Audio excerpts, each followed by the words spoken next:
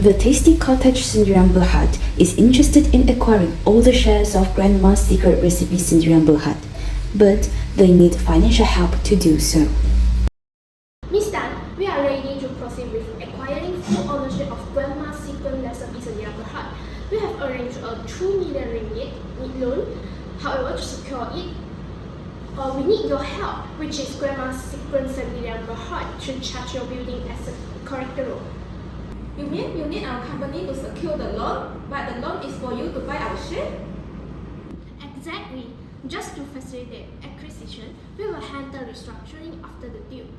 Miss, isn't that risky? Why don't we use our company asset to secure the loan? Good point. Let's bring our legal advisor, Miss Jen.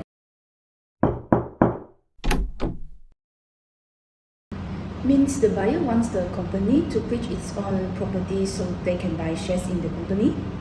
Yes, they said just for loan security. Right. Under Section 123 subsection 1 of the Companies Act 2016, it is illegal for company to give, whether direct or indirect, any financial assistance for the purpose of purchasing its own shares. But we are not giving money, we're just using our property as security. Financial assistance isn't just giving a loan, it includes guarantees, indemnities, and charges over company property, even if no cash involved. If the effect is to support or enable the acquisition of the company's shares, it falls within the prohibition. So even though it's just a charge, not money, the company will still breaking the law? Exactly. Using the Companies Act as collateral for a loan intended to buy its own shares was unlawful, indirectly financial assistance under Section 123 subsection 1 of Companies Act 2016. You could face consequences and the charge might be disclosed declared void. Thank you, Miss Jen, for your advice. See you next time. You're most welcome. Thank you. Miss Tan, can we proceed with the deal? Alright, I have consulted our legal advisor, Miss James, and consider our shareholder interest. Grandma's secret recipe Sendirian Berhad will not pledge its assets as it would an unlawful financial assistance. Good call. We must protect our company identity and avoid future legal troubles.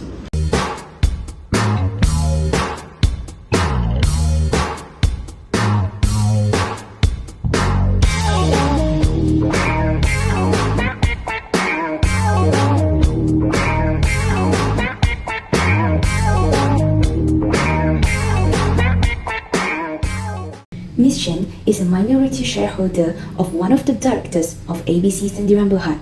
She approaches Pacta Legal Solutions to raise concerns about serious financial mismanagement by the company's managing director, Mr. Lee. Thank you for seeing me. Mr. Lee, our managing director, has been making major business decisions without consulting the board. Company funds are used to pay for his personal expenses, and we haven't had a proper board meeting in over a year. It's true. He signs checks without board approval, and company resources are being redirected to companies owned by his relatives. There are no proper records or minutes, and financial statement hasn't been audited in 2 years. That sounds like serious governance failure. So let's hear what our legal advisor is to say.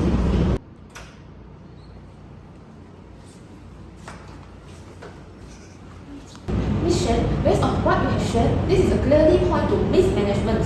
Directors have a duty under Company Act 2016 to act in good faith and in the best interest of company, and with the proper care and diligence. Yes, and under the Section 346 Company Act 2016, a member of a company can take against the action of the director if the member has been oppressed by the director of the company. This section is primarily designed to protect the minority shareholder from unfair or oppressive conduct by the majority of the directors. Similar conduct occurred in Ching against Gates, where the court found that the directing's company assets and excluding director from management amounted to oppression. Yes, I totally agree with you all. Also, I haven't received any notice for AGM and there is no financial transparency. My right to participate as a director and shareholder has been completely ignored. Alright, Ms. Shan, I'm sorry to hear that. So, as you are a member of the company, you might have a right under the Company Act include the sections 1012B, right for notice of the meetings, section 195, right through questions and comments on the management, And the section 1012C, right to receive the dividends if declared. And last one is the section of the 346, right to take legal action against the oppressive acts. Mr. Lee even used company funds to renovate his own house. I have copies of the invoices and unauthorized payments. That's a clear breach. Misusing funds, willing to hold AGMs, and excluding directors, all violate company law and your right as a member of the company. So what legal remedies can we pursue? Yeah, so under Section 346, Subsection 2, the court may prohibit further misconduct, regulate the company affairs, order others members to purchase your share, or wind up the company if the relationship has completely broken down. I want to proceed. I just want my rights respected and the mismanagement to stop. I will support you. I have internal records, emails, and bank statements to back your claims. So with all this evidence, the court is likely to view this as oppression by mismanagement. Mismanagement by directors can amount to oppressive conduct under the Companies Act 2016. When a member is excluded and the company is run in breach of its duty and the law, court will step in to protect members' rights.